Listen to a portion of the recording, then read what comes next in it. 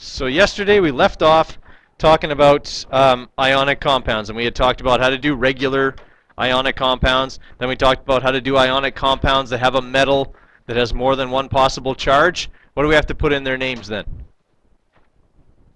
A Roman numeral. Okay, so that was what all of these, or not all these, sorry, these examples were about, okay, with the multivalent metals. And we said that in order to figure out which Roman numeral you need, you use the nonmetal, okay, because nonmetals never have more than one possible charge. All right, so if we were looking at, let's say the ruthenium one down here, number 10, okay, we said oxygen's always -2, so that gave us a total of 4 negative charges, which means the ruthenium has to have a charge of +4, because they always come out to 0 when we add them up, and so that was going to be ruthenium 4 oxide. Okay, the rest of the naming rules don't change. Okay, it's still an ionic compound, so we write the nonmetal, or sorry, write the metal first with its name, and then the nonmetal ending in "ide." All right. On your periodic table near the top is that table of polyatomic ions. If you ever have one of those in a compound, what kind of compound will it be? Ionic, because they're ions. It was a trick question. Okay. So, if we're dealing with any of those, okay, we know we're dealing with an ionic compound. All but one of them are negatively charged, which means they behave, except for one, as nonmetals. All right. So, with the exception of ammonium, which is the second one from the top, okay, they'll all be listed second. Okay. Ammonium's the weird one. It behaves as a metal because it has a positive charge. All right, so if I've got a name written out, or sorry, first off, a formula written out, and it looks like this.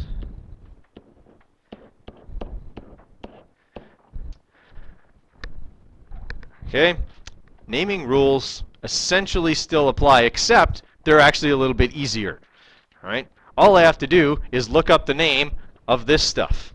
Okay, so I know that Ca is calcium. And then if I look in my table of polyatomic ions, I look for OH. And the name of OH is hydroxide. And that's all I have to do. I just have to write the name as it appears in that box. We don't change their ending to "ide" if it isn't already. We just leave them as it is. So if it's nitrate, we leave it as nitrate. If it's nitrite, we leave it that way. Okay? We write it exactly as it appears in that box. Everybody with me there? How do I know if I need to look in that box for something?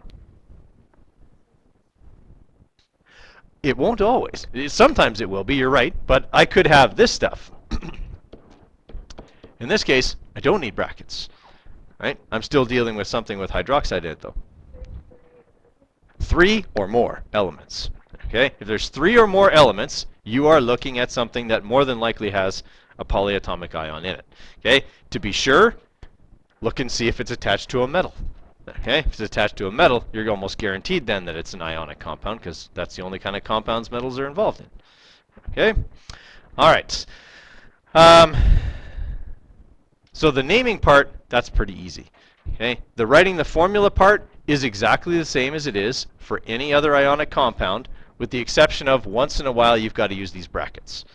Right? So I'll give you an example here. We'll write down a name, and we'll look at swap and drops exactly the same. So we'll try, let's say,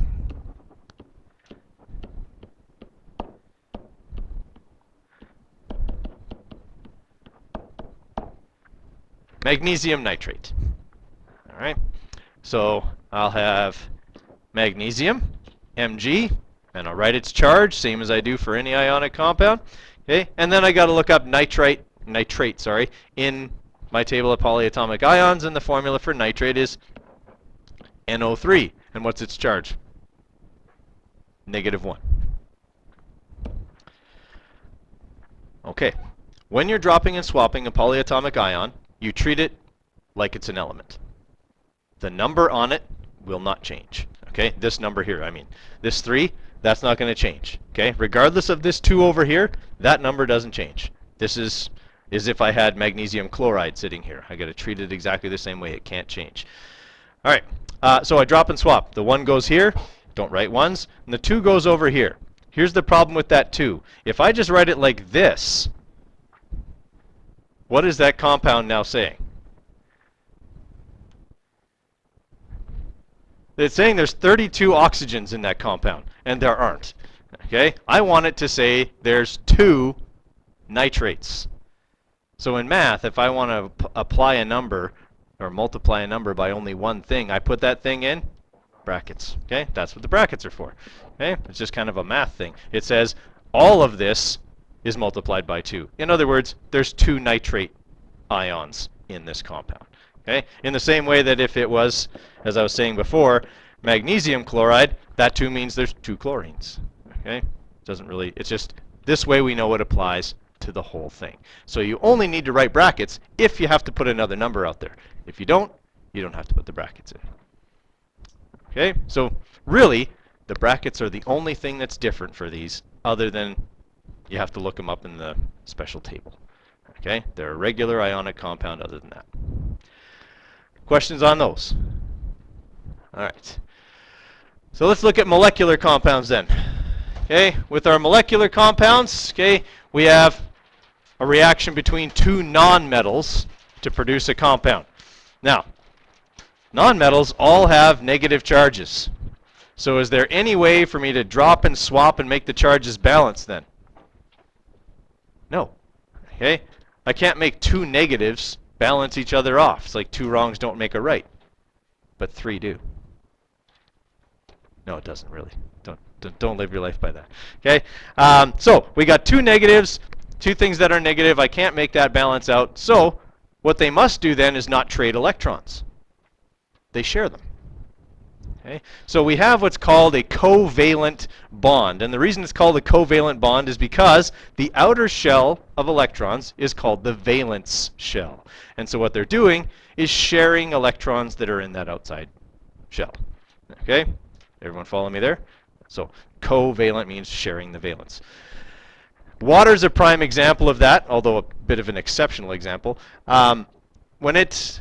When the oxygen and the hydrogen bond with each other, okay, hydrogen wants to have a full outer shell. Its outer shell can hold 2, okay, because it's only that first shell. Okay, same with this hydrogen down here. Oxygen wants to have its outer shell full, but it needs 2 more electrons to do that. Okay, so it picks up 2 hydrogens. Each one of them shares an electron with the oxygen. Now they both have full outer shells, but only if they stay together. Okay, so these bonds are way stronger than an ionic bond, which is here. I have this thing you want. I don't want it anymore. Hey, we're both good now. Okay, it's like selling something on Kijiji, right? You're trying to get rid of your junk. Someone wants your junk, and they buy it from you, and you never speak again. Okay, but this, hey, we got to share this thing. Okay, and our life depends on this thing. It's like if you're, I don't know, donating blood or something. Okay, like I have to have this. Okay, and so do you, and we both need it, so we have to share it. All right, so they bond really, really, really tightly to each other and very rarely separate. That means that these things typically don't dissolve as well in water. Okay, they're not as soluble in water, okay, as ionic compounds are, because ionic compounds are like, oh, sweet, I got what I wanted, and they split up and they're fine after that. Okay, but if I put something like, let's say, butter, which would be, okay, a molecular compound in water, what does it do? Does it dissolve? No. Oil doesn't dissolve, right? Things like that. Candle wax, okay, it just doesn't dissolve, right? Some molecular compounds do, but not all of them. All right. So, like we say, they're sharing that, okay? So nonmetals usually have negative charges, okay? So no one element gets to keep them. They are shared. Okay? That's the big thing to remember there. All right. Since they're shared, there's no way to drop and swap and figure out how many of everything there should be. In fact, when nitrogen and oxygen bond to each other, there's a whole bunch of different ways that they could go together. Okay? There could be 1 nitrogen and 2 oxygens. There could be 2 nitrogens and 3 oxygens. Okay? There's really no rhyme or reason to it. So, when we're writing their names, what do we have to put in the names? Prefixes. Okay? The prefixes have to go in there because we have to tell people, look, in this compound there's 1 nitrogen and 2 oxygens. Okay? Or in this compound there's 3 nitrogens and 2 oxygens, or whatever it happens to be. Okay? Because there's no way for people to know that any other way. All right. So molecular compounds, like we said, arise when 2 or more nonmetals react and form a new substance. They share the electrons. Okay? And in this case, we do use prefixes.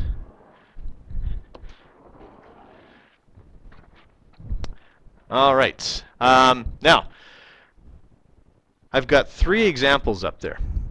Which one of them is wrong?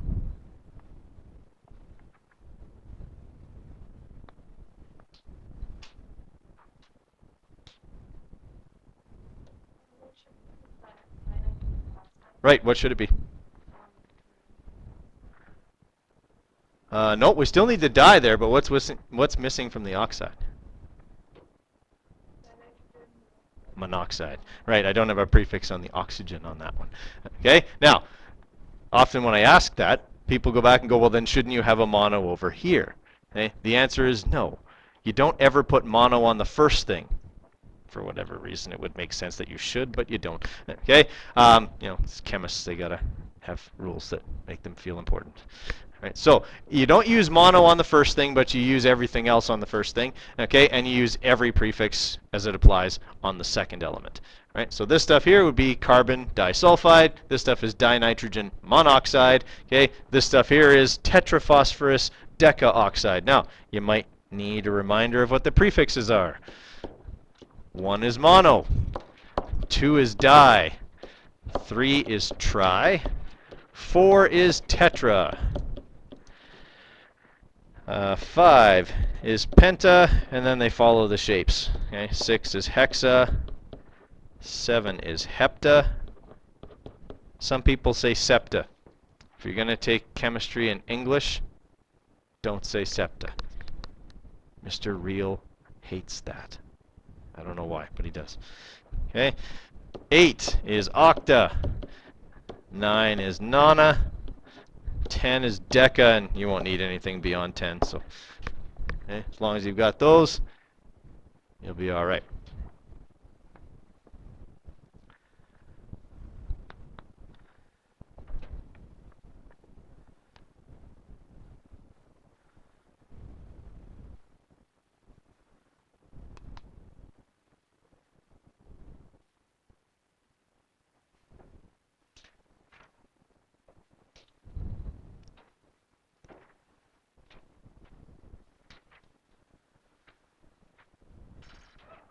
Okay, in this diagram here, along the top, we've got we've got molecules that are made up of essentially 2 atoms that are identical. And down here, we've got molecules that are made up of different atoms. What's the difference? Okay, top ones are diatomic. I could write in there that sulfur would be included in that one. It does that. It comes with 8, and phosphorus comes with 4. Okay, so the thing that's different is these are compounds in the bottom row. These are not. Remember, a compound is made of different elements. These are what we call the molecular elements because they bond to themselves for whatever reason. Okay, and they come as pairs or sets of 4 or sets of 8. Okay. So what you're going to want to do right now, I see a lot of you have a highlighter. That's good. Okay, we need to highlight a few elements on our periodic tables. Okay, we need to know the molecular elements. Not so much for right now, but when we start doing reactions, we need to know which ones appear as pairs. Okay, when we're doing those. So everything in group 17. Okay, everything in group 17 comes as a group of 2. All right, so I would make everything that's going to be a group of 2 probably like 1 color of highlighter or something. Okay, if you got more than 1 color. If you don't have more than 1 color for right now, just make a note of it and you can color it in later. All right, so fluorine, chlorine, bromine, iodine, and astatine all pair up as 2s.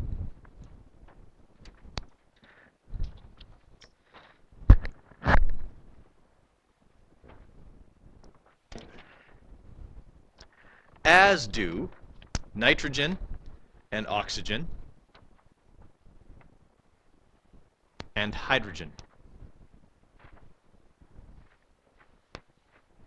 Okay, so those are our diatomic molecular elements.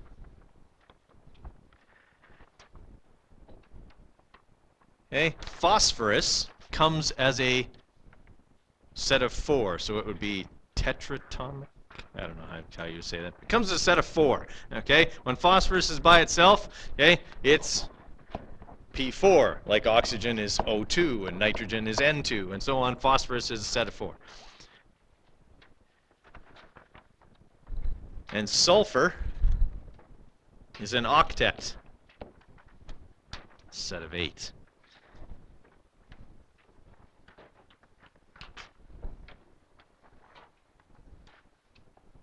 Okay, so those are the molecular elements because they're bonding to themselves, not to other atoms.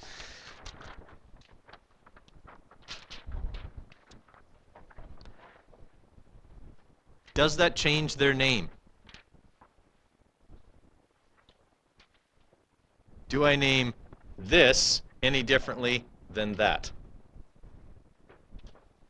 I do not. It's still just oxygen. I don't have anything else. Right? It's not bonded to anything else. I don't go dioxygen or trioxygen.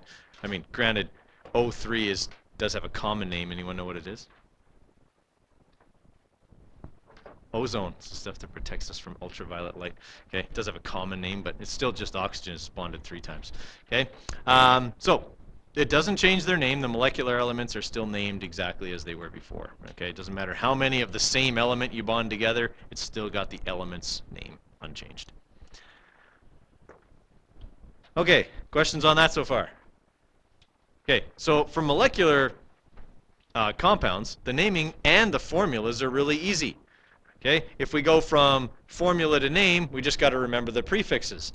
And if we're going from name to formula, we look at the prefixes and know what numbers to write. We don't have to do any dropping and swapping or find charges or anything like that. We just got to translate words to numbers.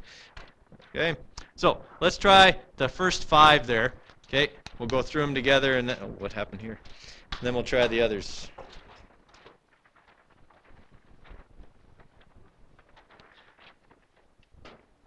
We're doing this right. Okay, so for number 1 here, we've got what?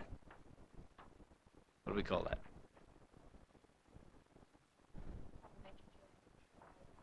Nitrogen triiodide.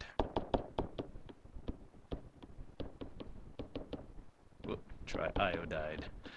You can hyphenate that if you want, but it doesn't really matter. Okay, number 2.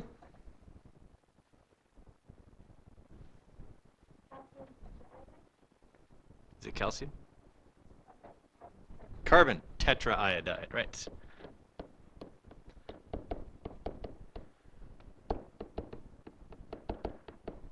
Okay, number 3.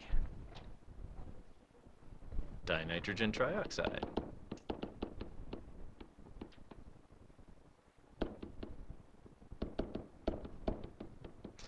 Okay, number 4. Right, tellurium tetraastatide. Say that 5 times real fast.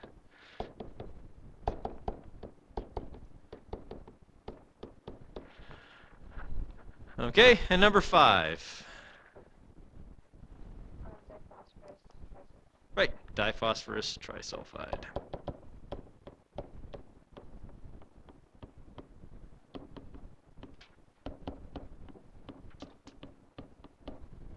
Okay.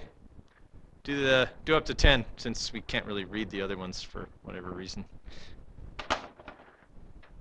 Okay, so for number 6, we're going to have oxygen monosulfide. Okay, number 7. Right, trisilicone tetraphosphide. Number 8. Yep.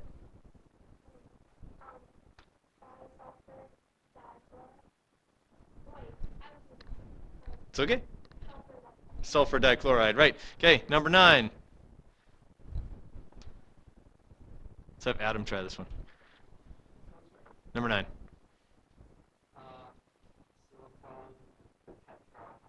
Okay, and number 10. Miguel, you can do this one.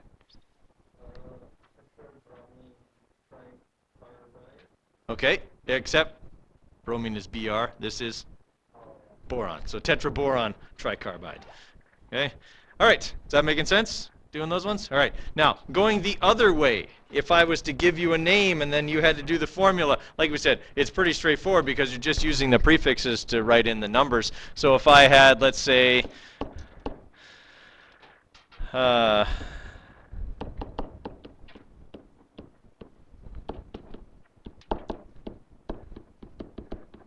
I had dinitrogen trisulfide, how many N's would I need? 2. Okay, so I'd have N2 and S3. Okay, is that pretty straightforward? Okay, I mean that's even easier, right? Because you just have to remember what the prefixes mean, right? And write in the numbers appropriately. All right. Okay. In here is a mix of molecular, ionic with polyatomic ions, ionic that need Roman numerals. Okay. Good challenge to see if you can remember, when do I need to apply which rules? I mean, that's what it all comes down to, is can we do that when given an, we're not told, hey, there's a pattern here, they're all like this. Okay? Can we decide which rules to apply on which ones? So give those ones a try. I'll give you a few minutes, and then hopefully we'll be able to go through them here.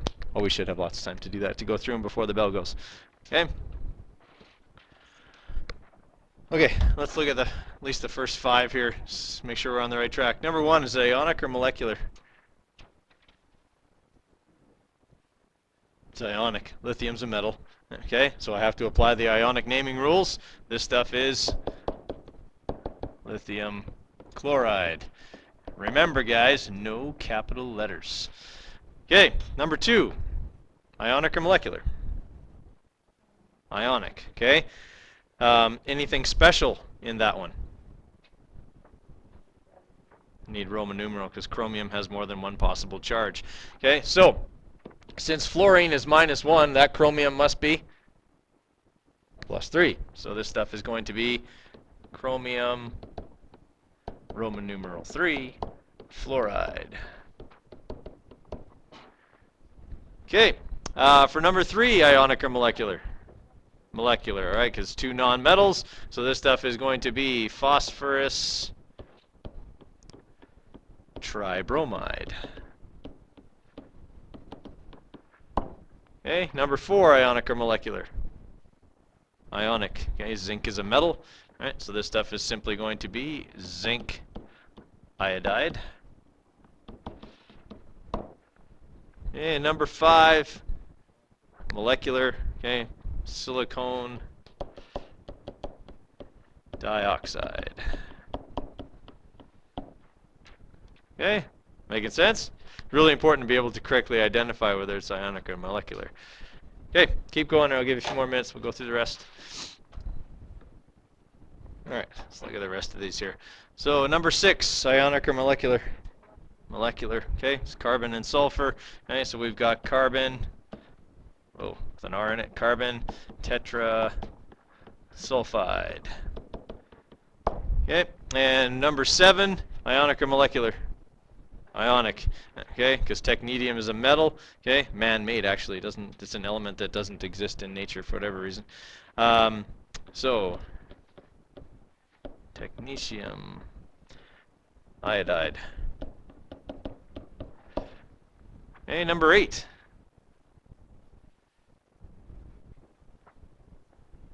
Sodium hydroxide. That's not a capital S, by the way. It looks like it, but it isn't. Okay, number 9. Calcium sulfate.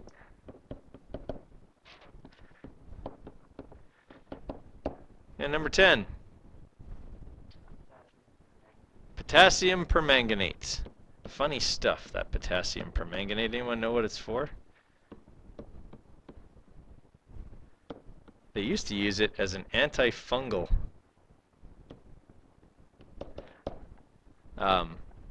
stuff, but it has this unfortunate side effect. It's little tiny, pretty looking purple crystals, but when you put them on your skin, they kind of dissolve in the oils and stuff on your skin, and they stain your skin brown. And it's like a very ugly brown color, and it would be on your fingers for a long time. Makes people wonder. Yeah. I had a kid once that we did a lab with it in this school I used to work at. We had to use potassium permanganate, and I made sure I told everyone, this kid never listened to a word I said. Told everyone, don't touch that stuff. Make sure you use the little tweezers to pick the crystals out, or it'll turn your skin brown. And I'd been tired of him not listening to me. He came up, Mr. Carrera, these are really cool. Can I play with them? Sure. It wasn't going to hurt him any. It was just going to turn his fingers brown. And this kid had the palest skin you ever saw. So he had these brown fingertips for like 2 weeks. It was so funny. He listened a lot better after that. Okay, number 11. Nitrogen monoxide. Okay, number 12. Beryllium cyanide. Number 13. Barium cyanide. Okay, number 14. Sodium hydrogen carbonate. What's a common name for that? You have some in your pantry. Or fridge. It's baking soda. Yeah, that's baking soda, sodium hydrogen carbonate. Okay, and number 15. Phosphorus tetraoxide. How many people wanted to write phosphate for that? Okay, sometimes people do that. But if it's not attached to something, it's actually a compound, not an ion. All right, have yourselves a good long weekend, but not too good. Oh, there will not be a quiz on Tuesday.